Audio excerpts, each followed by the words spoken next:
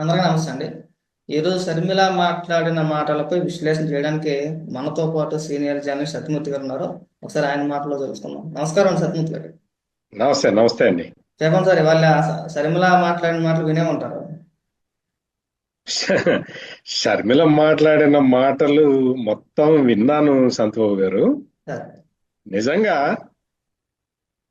నా చెల్లెలు గనక అట్లా మాట్లాడితే నేను ఆత్మహత్య చేసుకొని చచ్చిపోయి ఉండేవాడిని. ఉమ్, ఎన్నెన్ని మాటలు అన్నదంటే అన్ని వాస్తవాలు. అవును. షర్మిల ఏదో అభూత కల్పనలు చేసి చెప్పలా, అన్ని వాస్తవాలు చెప్పింది. అవును. జగన్మోహన్ రెడ్డి నీ క్యారెక్టర్ ఏంటో అర్థమైంది అని చెప్పింది. అవును. జగన్మోహన్ రెడ్డి మొత్తం అంటే తన పిల్లలకి సంబంధించిన వ్యవహారం, ఏ తల్లి అయినా సరే తన విషయానికి ఏదైనా అన్యాయం జరిగితే రియాక్ట్ కాదేమో కానీ తన పిల్లలకి అన్యాయం జరిగితే మాత్రం ప్రొటెక్ట్ చేసుకోవడానికి ప్రయత్నం చేస్తుంది. అవును. షర్మిల ఇక్కడ చేసిన పని అదే. షర్మిల ఏం చెప్పింది అంటే, నా పిల్లలకి రావాల్సిన ఆస్తులు అవి, నాకు కాదు, నా పిల్లలకి రావాల్సిన ఆస్తులని ఈ జగన్మోహన్ రెడ్డి కొట్టేశాడు. ఉమ్, ఇది షర్మిల చెప్పిన దాంట్లో crux of the whole idea. అవును. అంటే తన పిల్లలకి రావాల్సిన ఆస్తిని ఎంత మోసపూరితంగా కొట్టేశాడు అనేది షర్మిల చాలా వివరించి చెప్తూ ఉంటే సంతబాబు గారు, సార్. నిజంగా నాకైతే ఈ జగన్మోహన్ రెడ్డికి దాదాపుగా 1,00,00,000 కోట్లు ఉన్నాయి కదా, అవును. 1,00,00,000 కోట్లు ఉన్నాయో ఇంకా ఎక్కువ ఉన్నాయో, ఈ కక్కుర్తి ఎందుకు సంతుబాబు? అసలు ఇన్ని ఇన్ని లక్ష లక్ష కోట్ల రూపాయల ఉన్న వ్యక్తి ఈ కక్కుర్తి ఏంటి? ఈ దరిద్రం ఏంటి? ఈ దరిద్రపు ఆలోచన ఏంటి? ఉమ్, అంటే మనిషికి డబ్బులు ఉండగానే సరికాదు, మంచి ఆలోచన కూడా ఉండాలి అని జగన్మోహన్ రెడ్డిని చూసి ఈ సమాజం మొత్తం నేర్చుకోవాలి. ప్లస్ ఇంకొకటి సార్, అసలు దరిద్రపు ఆలోచనలు. నాకు ఇంకో విషయం గుర్తుకొచ్చింది. అన్ని లక్షల కోట్ల రూపాయలు సంపాదించాడు. ఎప్పుడైనా ఎక్కడైనా ఏదైనా వైఎస్ఆర్సీపీ పార్టీ కార్యకర్తకి ఏదైనా చిన్న ఆపద వచ్చినప్పుడు కానీ ఏ సందర్భంలో అయినా సరే జేబులోంచి ఒక 500 రూపాయలు కానీ లేదంటే పార్టీ తరపు నుంచి కానీ లేదంటే జగన్మోహన్ రెడ్డి వ్యక్తిగతంగా కానీ ఎప్పుడైనా సరే 10 రూపాయలు ఎవరికైనా ఇవ్వడం మీరు చూసారా? విన్నారా? ఎక్కడ వార్త విన్నారా? అస్సలు ఆ? అస్సలు ఎంగిల్ జగన్మోహన్ రెడ్డి పాకెట్. ఆ అస్సలు మీరు ఉమ్. ఒక్క పైసా అవుట్ గోయింగ్ ఉండదు సంతబాబు గారు, అంతా ఇన్కమింగే. ఇంకేనండి. ఏం చేసుకుంటాడు? అసలు ఆ డబ్బులని ఏం చేసుకుంటాడో నాకైతే అర్థం కావట్లేదండి. నా అస్సలు అర్థం కాని విషయం అండి. ఆ వాళ్ళ ఇప్పుడు కార్యకర్తలు గొడుగులు ఇన్- గోలెట్టేస్తారండి. వైఎస్ఆర్సీపీ పార్టీ ఆ కార్యకర్తలు గోల గోల ఎట్టేస్తారు.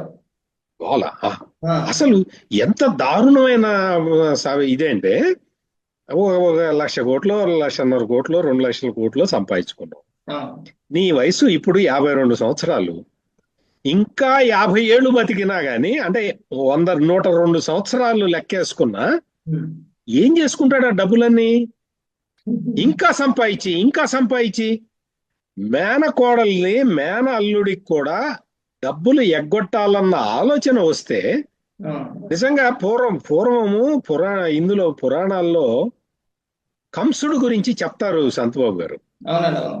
కంసుడి గురించి మనం అది విని, అది చదివిన తర్వాత, అది ఎవరైనా చెప్తే విన్న తర్వాత అసలు ఇట్లా మేనమామ ఇట్లా ఉంటాడా అని మనం చాలా రకరకాలుగా మనకు ఆలోచనలు వస్తాయి. అవును. కానీ జగన్మోహన్ రెడ్డిని చూస్తే మాత్రం కంస మామ ఎట్లా ఉంటాడో ఆ రోజుల్లో, ద్వాపర యుగంలో ఉమ్, కంస మామ ఎట్లా ఉంటాడనేది కళ్ళకు కట్టినట్టు చూపించాడు అవునండి. జగన్మోహన్ రెడ్డి. అసలు ఏంటి ఆస్తి తగాదాలు ఇవి? పోనీ ఇవన్నీ కూడా కష్టపడి వ్యవసాయం చేసి ఉమ్, ఏదన్నా ఫ్యాక్టరీ పెట్టి అందులో పని చేసి సంపాదించాడా జగన్మోహన్ రెడ్డి? కాదండి. ఉత్త పుణ్యానికి కొట్టేసిన డబ్బులు ఇవన్నీ. ప్లస్ ఉత్త పుణ్యానికి. ఇంకొక విషయం ఏంటో సార్, డబ్బు పిచ్చని కాదు కానీ పక్కన పెట్టేస్తండి. ఆ తనకు తానుగా దేవుడిగా ప్రొజెక్ట్ చేసుకోవాలనే పిచ్చ బాగా ఉందండి. డబ్బు పిచ్చితో పాటు అది కూడా ఉంది. డబ్బు పిచ్చితో పాటు అది కూడా ఉందండి. ఎందుకంటే అది కూడా ఉంది. రాష్ట్ర ప్రజల్ని నేనే పెంచి పోషించాను. ప్రతి ఒక్క దేవుడి మూల నా ఫోటో ఉండాలి. ఎందుకంటే లాస్ట్ టైం మనం చూసాం కదా, డైరెక్ట్ గా రోజా అవును, అవును, హోదాలో వెళ్ళి డైరెక్ట్ గా జగన్మోహన్ రెడ్డి ఫోటోని దేవుడి మూలన దేవుడి ఫోటోలతో పాటు అంటించేసిందండి. అవును. అది అంటే చరి చరిత్రలో నిలిచిపోవాలి. తిరుపతి కొండ మీద వెంకటేశ్వర స్వామి, అవును, సింహాచలం కొండ మీద అప్పన్న స్వామి, అవును. ఇక్కడ జగన్ స్వామి అని చెప్పింది కదా. సేమ్ అలాగే చెప్పుకొచ్చిందండి. అంటే స్వాములకి కొండపైన గుడి కట్టగా లేనిది జగన్మోహన్ రెడ్డికి రుషికొండ మీద ఇల్లు కడితే తప్పు వచ్చిందా అని మాట్లాడిందండి రోజా తప్పు అయితే. వచ్చిందా అని అడిగింది. అవును, డైరెక్ట్ గా దేవుడితో పోల్చేసుకునే. అంటే అవును. రాష్ట్ర ప్రజల అదృష్టం బాగుండి ఈ ఎన్నికల్లో ఓడిపోయారు, కానీ నిజంగా చెప్తున్నానండి, ఈ 24 ఎన్నికల్లో కర్మకాలి గెలుచుంటే గనక రాష్ట్ర ప్రజల నుదుటి పైన జగన్మోహన్ రెడ్డి బొమ్మ పచ్చబొట్టు కొడుకుని. అసలు అవును, అందులో నో అవును, డౌట్, అందులో ఎలాంటి సందేహం లేదు. ఎందుకంటే అవును, లాస్ట్ లాస్ట్ స్టేజిలో బొమ్మలో దేవుడి బొమ్మలు ఎప్పుడైతే అంటించాడో అదే ట్రెండ్ కంటిన్యూగా మళ్ళీ అధికారంలోకి వచ్చుంటే గనక మిమ్మల్ని అందరినీ నేను అవును, చెప్తున్నానరా, నా బొమ్మ నా అవును. ఫోటో మీ చేతి మీద కానీ మీ నుదుటి మీద బొమ్మ ఉండాల్సిన గుర్తించేది కదా. ఉండాల్సిందే చెప్పేవాడు. ఏ రాష్ట్రం అవునండి.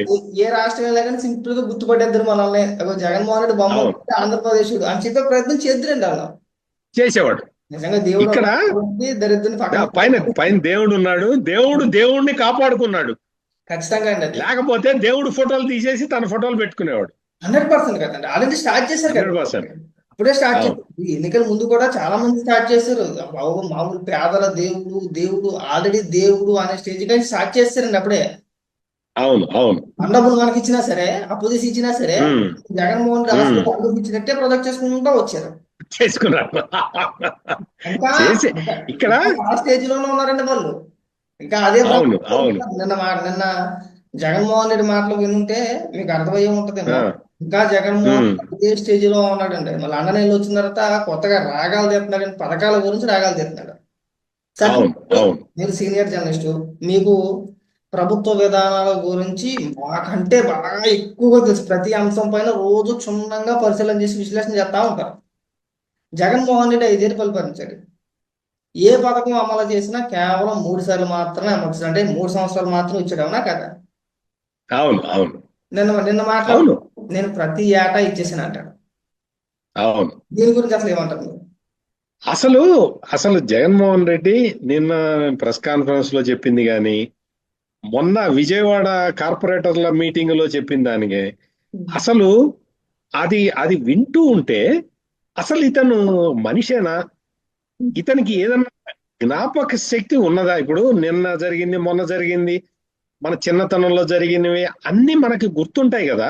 అవునండి. ఇతనికి గత 5 సంవత్సరాల్లో జరిగింది గుర్తులేదా అనే డౌట్ వస్తుంది. అవును, మర్చిపోయాడా? మర్చిపోయినట్టు నటిస్తున్నాడా? తన హయాంలో గ్రోత్ రేటు పెరిగిందని చెప్తున్నాడు సంతబాబు గారు. అవునండి. పచ్చి అబద్ధం. అవును, పచ్చి అంటే ఎంత పచ్చి అబద్ధం అంటే, నీతి ఆయోగ్ అనేది మీది కాదు, నాది కాదు. అవును, అది చంద్రబాబు నాయుడు పెట్టిన సంస్థ కాదు కదా.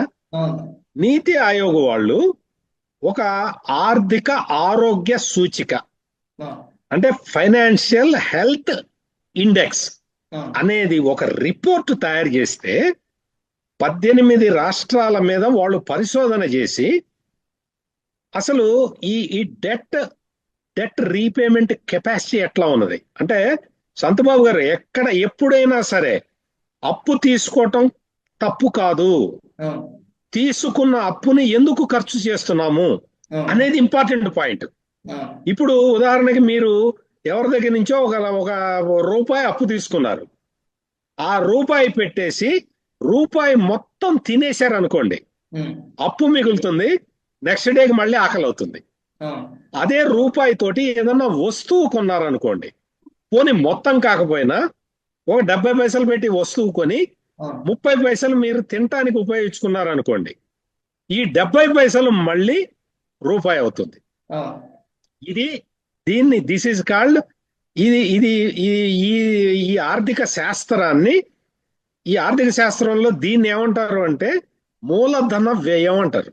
అవును, క్యాపిటల్ ఎక్స్పెండిచర్ అవును, అంటే ఇన్ఫ్రాస్ట్రక్చర్ మౌలిక సదుపాయాల మీద బడ్జెట్ లో ఇంత పర్సెంట్ ఖర్చు పెట్టాలి అని ఉంటుంది. అవును.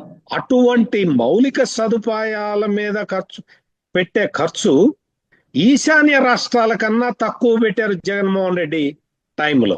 అవును. ఈశాన్య రాష్ట్రాల కన్నా తక్కువ. అవును.